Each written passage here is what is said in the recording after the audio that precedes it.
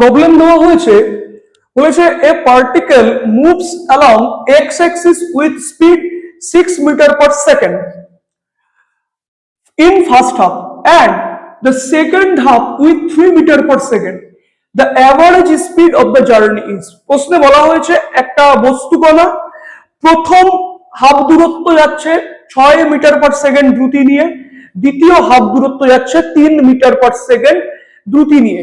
তাহলে গড় দ্রুতি বের করতে বলা হয়েছে। তাহলে দেখো, যদি আমাদের এ থেকে বি অবধি ডিস্টেন্স হয় এবং হাফ ডিস্টেন্সে স্পিড v1 হয় এন্ড সেকেন্ড হাফ ডিস্টেন্সে স্পিড v2 হয়, তাহলে ভি অ্যাভারেজের ফর্মুলা আমরা জানি যে 2v1 v2 by v1 plus v2।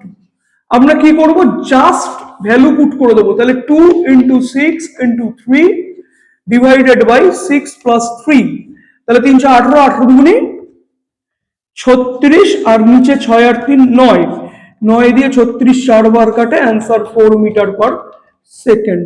তাহলে option number B is our correct answer. এইরকম কনসেপচুয়াল প্রবলেম পেতে এস ওয়াইস ফিজিক্স একাডেমি চ্যানেলটিকে অবশ্যই সাবস্ক্রাইব করতে হবে।